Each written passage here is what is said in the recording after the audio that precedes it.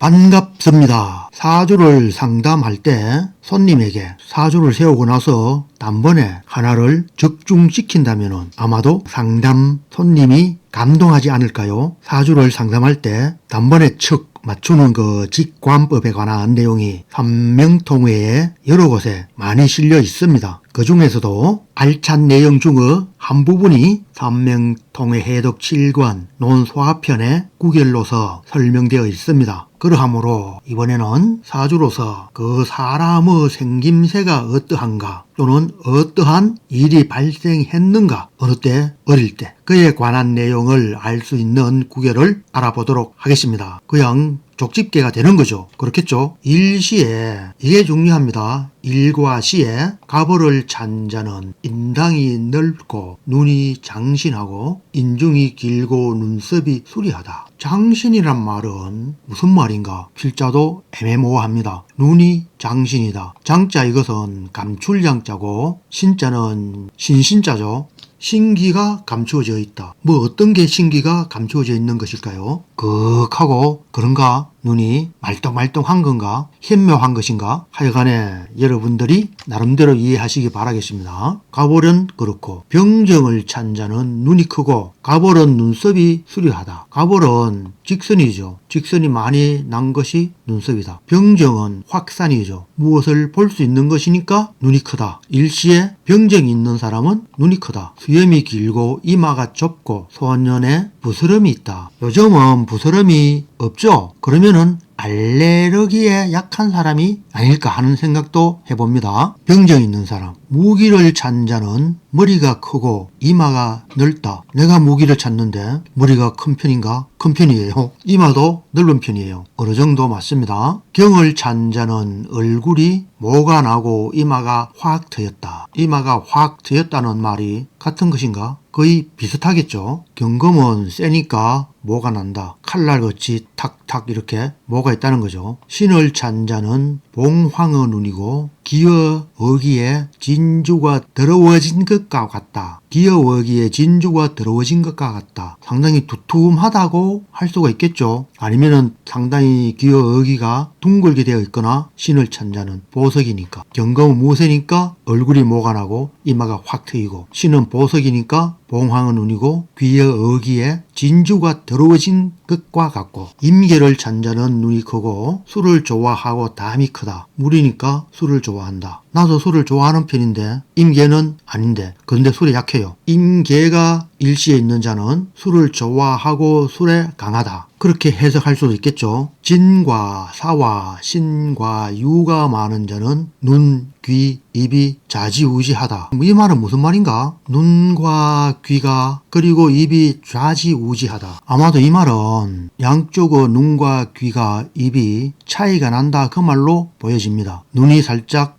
한쪽 편이 적고 귀도 그렇고 입도 약간 삐뚤어져 있는 그런 것을 이야기한 것으로 보여집니다. 진, 사, 신, 유가 많은 자. 그리고 또 보면은 축인과 축이 범하고 혹은 해와 술이 많은 자는 한쪽 다리는 크고 한쪽 다리는 짧다. 이 내용은 맹파명리어 하중기 선생이 감명한 내용을 형명본과 당근업 선생이 저술한 맹파단명진례집 지1에 보면은 하중기 선생이 감명한 내용이 있습니다. 필자가 그 내용을 논평하였는데 그 내용이 어떠한 것인가 하면은 이 사주를 감명하였는데 한쪽 다리가 짧은 절름발이다 하였어요. 보면은 인축이 범하고 인이 인 두 개 있잖아요. 그리고 해도 하나 있어요. 하중기 선생도 삼명통회의 각종 구결들을 다 암기한 것으로 여겨집니다. 이뿐만 아니고 다른 내용들도 삼명통에 있는 구결을 이야기한 것이 많거든요. 실제 이야기는 하지 않았지만 삼명통의 구결로서 그 사주를 풀면은 이 사주와 같이 풀리는 거예요. 그러니 하중기 선생도 삼명통회를 학습하지 않았다고 할 수는 없겠죠. 여기에 있는 이러한 내용들을 다 발치하여서 실제 적용하면은 맞아 떨어지겠죠. 거의 다 적중하게 되겠죠. 그렇게 됩니다. 이 내용은 필자가 강의에서 올린 유튜브 어디에 있나 하면은 651회 명파단명진례집 사주논평 기둥 서방편에 올려져 있습니다. 관심이 있는 분은 여기에 있는 내용을 보셔도 좋을 듯 합니다. 오른쪽 다리가 절름발이다마 이 사항을 두고 그러니까 인과 인의 이 관계에서 시에 있는 인목은 병화로 사가 연간에 있는 인목은 위에 수가 있어요. 그래서 화는 확산되는 거고 수는 줄어들어가는 것이. 이렇게 이야기한 것이 651회에 실려 있으니까 참고하시기를 바라겠습니다. 그리고 3개, 4개의 묘와 진이 있는 자는 왼손을 사용한다. 묘와 진은 왼손잡이이다. 이렇게 이야기하였죠. 또 다음 내용을 봅시다. 심지에 이르기를 소아의 정병이 많은 자는 정수리가 겹쳐 있고 다시 중파로 극을 받으면 뇌가 크고 난쟁이고 수명이 짧다. 병정이 많은 자 다시 중파로 극을 받으면 병정이 극을 받으면 난쟁이 비교적 키가 적다는 말이죠. 머리가 크고 난쟁이다. 소아에 병과 정이 많은 자. 시에 묘와 유가 있으면 해와 달의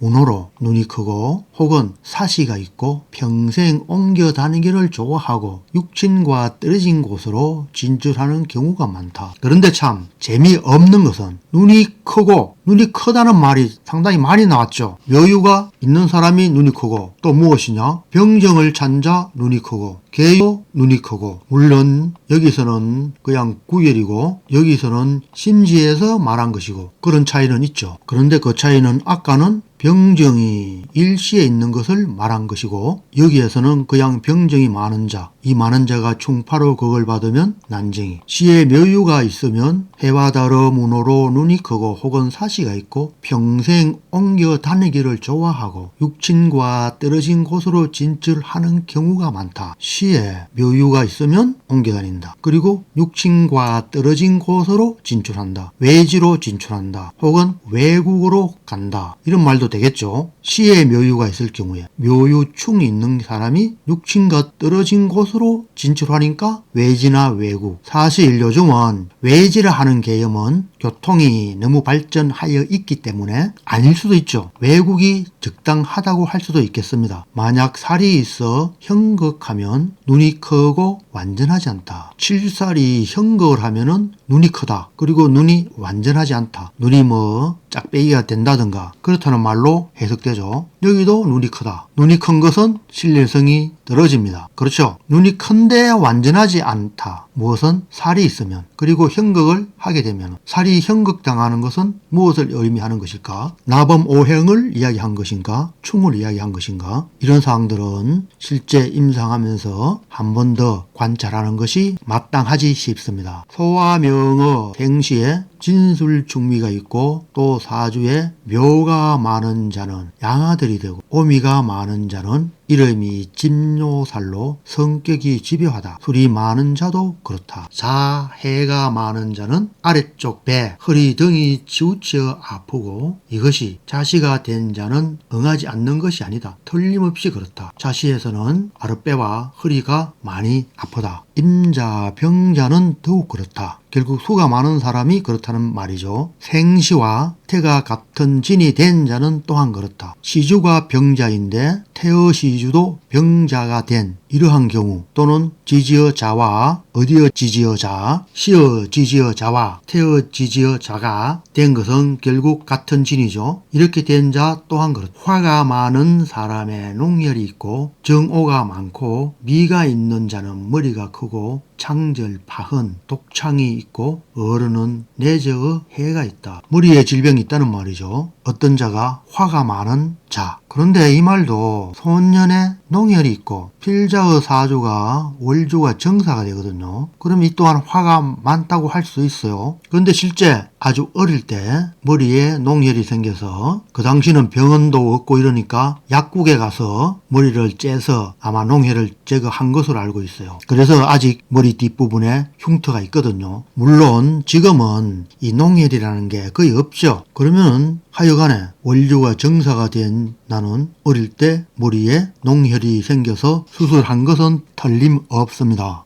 다음 내용을 또 살펴보도록 합시다. 사맹이 월에서 금화가 상극하면 부스럼과 경질이 많다. 경기를 잘 일으킨다는 말입니다. 금수화가 서로 극지하면 피부병이 있고 금수가 많으면 말이 늦다. 금수가 많으면 말이 늦다. 이 말도 일리가 어느 정도 있는 듯합니다. 목을 보면 말을 일찍 하고 금수가 많으면 말이 늦고 목을 보면 말을 일찍 한다. 금수는 말이 늦고 목은 말을 일찍 한다. 오행 3개가 3, 4개를 생하면 일찍 젖을 잃는다. 무인 이런 말은 지금 현재에서는 거의 필요 없다고 할 수도 있겠죠. 모유를 먹이는 게 아니고 분유를 먹이니까. 무인, 무신, 개사일신은 의미가 곁에서 지켜주지 못한다. 무신은 고란살이지만 개사, 무인은 고란살은 아니죠. 그렇지만 범은 혼자서 돌아다니죠. 가족을 이루어서 생활을 하지 않는 이러한 것이 바로 범, 원숭이, 뱀이 되어서 고란살이 되는데 실제 고란살이라고 명명한 것은 무신만 고란살이 됩니다. 그렇거나 말거나 하여간에 무인, 무신, 개사일신은 의미가 곁에서 지켜주지 못한다. 이런 말은 현대에서는 친정 엄마가 자식을 키워주거나 이런 것도 해당하겠죠. 사맹 혹은 사계가 많은 자는 생에 부친이 등진다. 극함되는 것은 아니다. 부친이 등지지만 사망하는 것은 아니다. 그런 말로 이해하면 되는데 사맹은 인신사해를 이야기하고 사계는 진술충미를 이야기하고 사중은 자오묘유를 이야기하는 것입니다. 사맹은 모가 먼저 사망하고 진술충미는 부모를 극된다. 명파 하종기 선생이 시주를 가지고 형제의 수를 이야기하죠. 그렇게 하면서 또 한 말이 만약에 당신의 어머니가 먼저 돌아가셨다면 이 시주가 맞다 이런 말이 있거든요. 그 내용이 사맹은 모가 먼저 사망하고 이러한 의미를 보고 한 이야기가 아닌가 하는 생각도 해봅니다. 진술충미는 부모가 극된다 했거든. 이런 경우가 많습니다. 특히 월에 진술충미가 있으면 유복자가 된다는 말도 있습니다. 유복자. 자기가 뱃속에 들어가 있을 때 아버지가 사망한 경우를 유복자라죠. 월에 진술충미가 있을 경우에 그러한 경향이 있다. 이렇게 이야기한 구결도 있습니다. 척벽에 이르기를 진술은 극부되고 필자의 사주에 진과 술이 있습니다. 개강살이 있는데 아버지가 필자의 20대 중반쯤에 돌아가셨거든요. 이 경우도 그러니까 어느 정도 맞죠. 충미는 극모되고 충미는 모친에 불리하고 진술은 부친에 불리하다. 이러한 것도 십성과 겸해서 보고 난 후에 만약에 모친을 극하는 것은 재성이죠. 재성이 많은데 다시 충미가 있고 또 부친의 경우 이 경우는 비경급이 많은데 진과 술이 있는 이러한 경우에 틀림없이 해당한다고 여기면은 이 사항은 100% 적중합니다. 사오가 많은 자는 18세, 19세에 그 전에 부모가 극된다. 사오가 많은 자. 오행 십성으로서 부모의 십성이 아주 나쁜데 사오에 그것이 또 해당하고 이러면은 부모가 일찍 사망하는 것으로 판단하여도 확실하다고 여겨집니다. 진술과 충미 그리고 사오 이런 사항들은 십성과 겸해서 보면은 거의 100% 적중률을 보일 것입니다. 사오시는 더욱 그렇다. 태와 연이 동이 및 태가 원명을 생하는 자는 먼저 모가 극된다. 태와 연이 같은 주가 되고 태가 또 원명을 생하는 자. 이 말은 좀 애매모호합니다. 원명이라 하는 것이 무엇인가? 일주를 이야기한 것인가? 연지를 이야기한 것인가? 반드시 확인하여서 적용하는 것이 마땅하지 싶습니다. 태생 원명자. 태가 생한다. 원명을. 오행이 완전한 자는 소년 때 청준 영리하고 어린 나이지만 영골 있다. 이 말은 필자의 강의를 들으신 분들은 바로 이해할 수 있겠죠. 오행이 두루 건강하고 유정하면은 상급의 사주다. 그러니까 청준 영리하고 어린 나이에 영골이 있는 아주 좋은 사주가 되는 거죠.